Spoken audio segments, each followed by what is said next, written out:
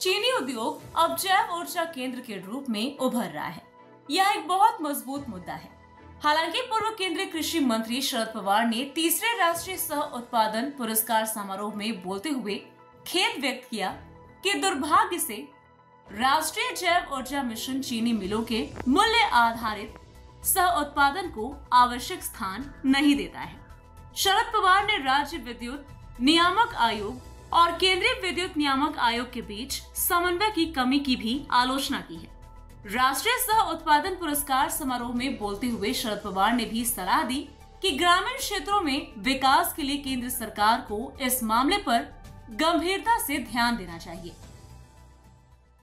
आता हाच उद्योग इथेनॉल मिशन कार्यक्रमामध्ये सक्रिय असून 2025 पर्यंत E20 मिशनमध्ये महत्त्वाचा सहभाग घेत आहे आणि त्यामुळे सरकारला परकीय चलनामध्ये जवळपास 50,000 कोटीच्या आसपास रकमेची वसूल झाली आणि हा निधी देशाच्या इतर गरजेच्यासाठी वापरणं शक्य झालेलं आहे। सर्व्हिस निर्मितीच्या मदतीनं साखर कारखाने मी आत्ता सांगितल्याप्रमाणे हायड्रोजन निर्मितीकडे वाटचाल करत होते। वेस्ट ऑइलचा उपयोग करून बायो CNG निर्मितीचा मार्ग साखर धंद्याने यशस्वी केला। आता त्याच्याबरोबर नेपियर गवत आणि इतर कृषीजन्य कच्च्या मालाचा वापर करून शेतकऱ्यांना फायदा होऊ शकेल आणि त्यामुळं साखर कारखाने आता बायो एनर्जी हब म्हणजे कृषी ऊर्जा प्रक्रिया केंद्रात रूपांतरित होत आहे। ही अतिशय दवणीची बाजू आहे। पण दुर्दैवानं राष्ट्रीय जैव ऊर्जा अभियानामध्ये साखर कारखान्याच्या वगैरेवर आधारित सहजीवन निर्मितीला हवं तसं स्थान मिळत नाही। तसंच राज्य वीज नियामक आयोग आणि केंद्रीय विद्युत नियामक आयोग CERC यांच्यामध्ये समन्वयाचा अभाव दिसतो आणि हा समन्वयाचा अभाव पाहता केंद्र सरकारने ग्रामीण भारताच्या हितासाठी या बाबीकडे गांभीर्याने लक्ष द्यायची गरज आहे। MNREचे सल्लागार आणि माजी सहसचिव आज अफव्यामध्ये दिसतात।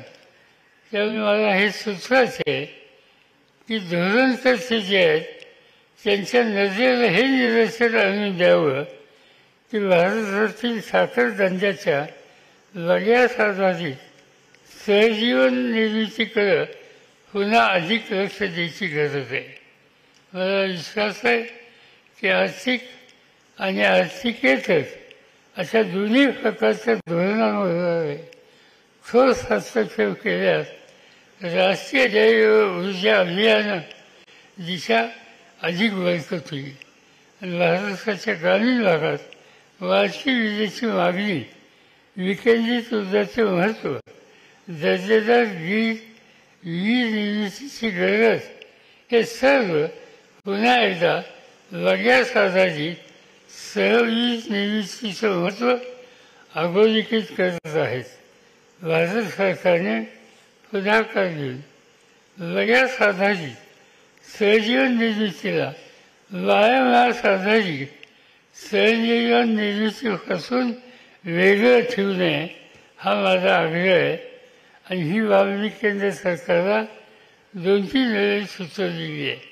आता वेळ आलेली आहे की या दोन्ही गोष्टी एकसारख्या समजून वगैरे कृषी बायो मास म्हणून मान्यता द्यावी।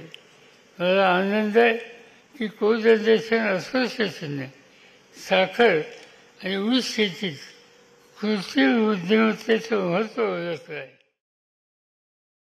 Bureau report, VSRS news, Pune, Maharashtra.